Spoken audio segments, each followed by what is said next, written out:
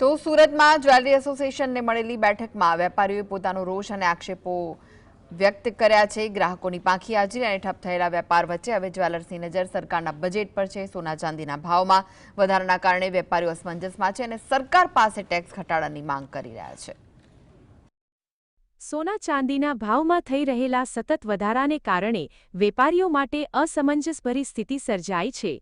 સોના ચાંદીના ભાવ આસમાને પહોંચતા ગ્રાહકોની ખરીદશક્તિ પર માઠી અસર પડી છે। હાલ ગ્રાહકો નવું સોનું ખરીદવાને બદલે જૂના દાગીના રિપેર કરાવીને કામ ચલાવી રહ્યા છે, જેના કારણે શોરૂમમાં નવા દાગીનાનું વેચાણ નહિવત થઈ ગયું છે। વેપારીઓએ સરકાર પાસે આગામી બજેટમાં મોટી અપેક્ષા વ્યક્ત કરી છે।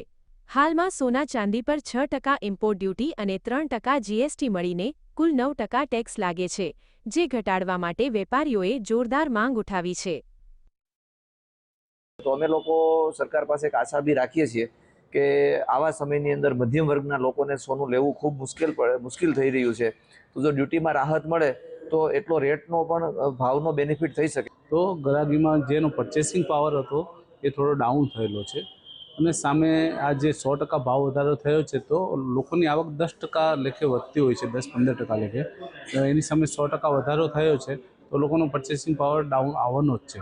એના માટે હું ખાલી એક સરકારને એટલી અપીલ કરીશ કે કંઈક કસ્ટમર વેપારીઓ માટે કે નાના વેપારીઓ માટે થોડીક રાહતની કંઈક સબસિડી કે કંઈક વેટની અંદર જીએસટીની અંદર એક ઘટાડો કરી શકે તો એક ઇન્ડસ્ટ્રીનું સારું થઈ શકે ખરાની સાથે સાથે અને ગ્રાહકોને બી એનો ફાયદો મળે।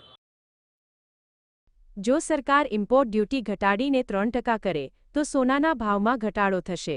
વેપારીઓનું માનવું છે કે ડ્યુટી ઘટાડવાથી સરકારની તિજોરીને નુકસાન નહીં થાય, પરંતુ બજારમાં ગ્રાહકો વધશે અને વેપાર ફરી ધમધમતો થશે। જો સરકાર જેમ ડ્યુટી જે છે એમાં થોડો ઘણો ઘટાડો કરે, જીએસટીમાં થોડો ઘણો ઘટાડો કરે તો મતલબ આ ઇન્ડસ્ટ્રીઝ પણ ટકી શકે। આ ઇન્ડસ્ટ્રીઝમાં 60 થી 65 લાખ રોજગારી ઉત્પન્ન થાય છે। સરકાર આગામી બજેટમાં જો ઇમ્પોર્ટ ડ્યુટી અને જીએસટી ઘટાડે તો એ લાભ સીધો ગ્રાહકોને મળે અને સાથે સાથે એમના રેવન્યુમાં પણ કોઈ ઘટાડો થતો નથી અને સામાન્ય વર્ગ માટે સોનું ખરીદવું સરળ બને। રેકોર્ડ બ્રેક ભાવ વધારાથી ગ્રાહકો સોનું વેચતા પણ નથી અને ખરીદતા પણ નથી। આ સ્થિતિમાંથી બહાર આવવા માટે વેપારીઓ હવે સરકારના હકારાત્મક નિર્ણયની રાહ જોઈ રહ્યા છે, જેથી ઝવેરી બજારમાં ફરી રોનક પરત ફરે। સાહિસ જગતાપ, જીએસટીવી સુરત।